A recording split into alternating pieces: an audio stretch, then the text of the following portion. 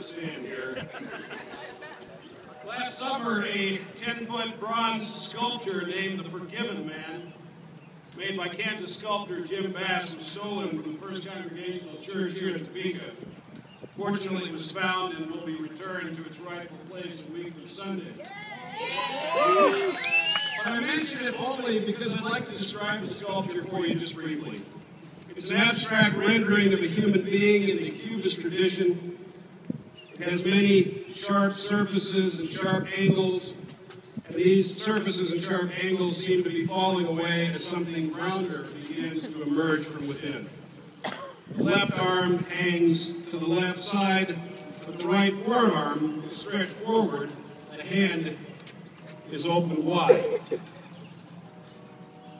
The biblical book of Deuteronomy gives us these words: "You shall open wide your hand to your neighbor, to the needy, and to the poor in the land." I'd like to suggest that this, not the current cult of austerity, with its tight-fisted approach to what was once proudly referred to as our democratic institutions, has been essential to who we are as Kansans and as Americans. From our very origins, we have been about promoting the general welfare. Creating opportunities for all of us to make the best possible use of our freedoms, including participating in our common civic life, has been a guiding light of our state and nation and has made us a more rounded society of people. Promoting the general welfare has been at the very heart of such democratic institutions as our public schools, our places of higher education, libraries, museums, social security, access to health care, and so much more. Promoting the general welfare was once a highly noticeable concern of those gathered in the halls of the building beside us. Today, our public institutions, indeed the very principles that once informed them, are under threat. The cult of austerity and the ideology that informs it has taken hold among us. Its signature traits are its belief that anything of value can be measured in dollars and cents, that the public is principally wasteful of dollars and cents, and that dollars and cents must only be entrusted to those who know how to multiply them, those in the private sector. Because the public sector, that's ultimately us, citizens of this state and nation, and those who represent us can no longer be trusted to mark value in any other way, these public institutions must now all be privatized. Apparently they're quite valuable and profitable. Why else would those in business of making profits want an ever-increasing stake in them? But the more these democratic and public institutions are privatized, the less available their benefits are to the general public. The opportunities they make possible are no longer available to us. By a slow and steady process, those institutions that help most Americans to take the greatest possible advantage of our freedoms and to participate in our common public life are being sold out from under us all, thereby diminishing, not increasing our freedoms. Amen.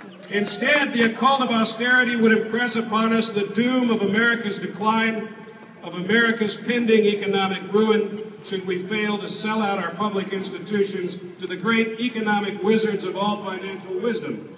If I recall correctly, these same wizards and their potent concoctions drove us over a financial cliff not so long ago and caused serious recession. But no one is talking about that anymore. The narrative was rapidly changed already then. Call of austerity quickly discovered the root of our demise in our public institutions, such as Social Security, Medicare, and Medicaid.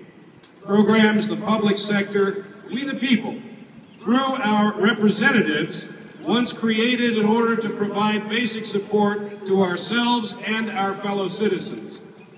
Now, we can supposedly no longer afford all this, and anyway, the private sector, ever chasing after increasing profits, can supposedly provide it all far more efficiently.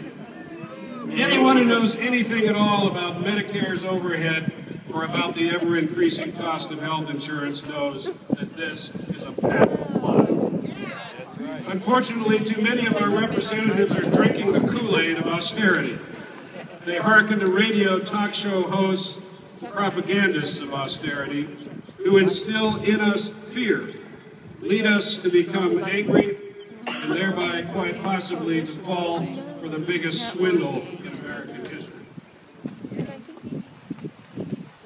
Sorry. Stand up! Fight back! Stand up! Fight back!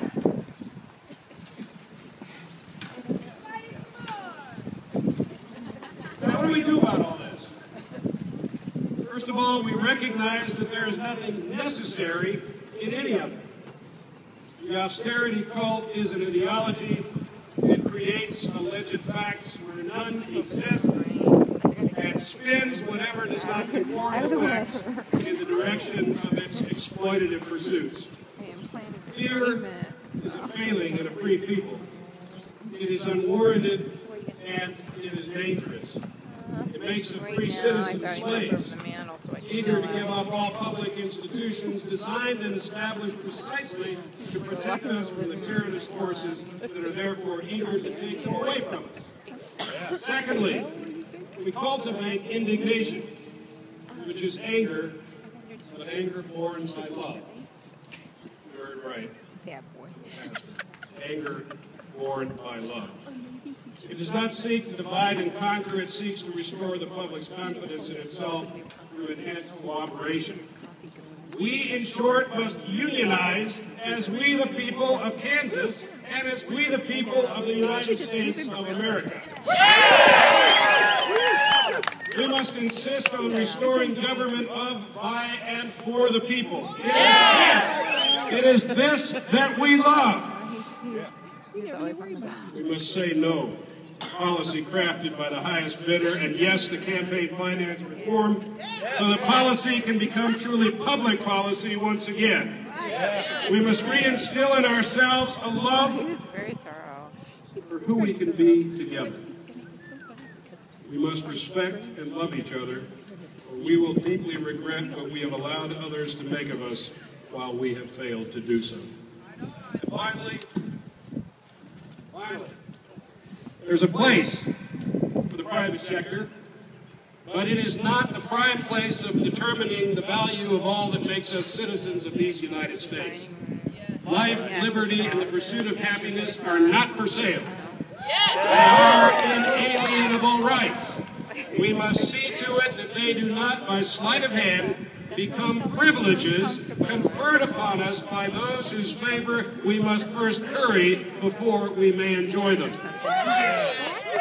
There is a place for the private sector, but its place is not to put a price tag on human dignity or to limit what it means for each of us to find fulfillment in our families, in our work, in our communal and civic life.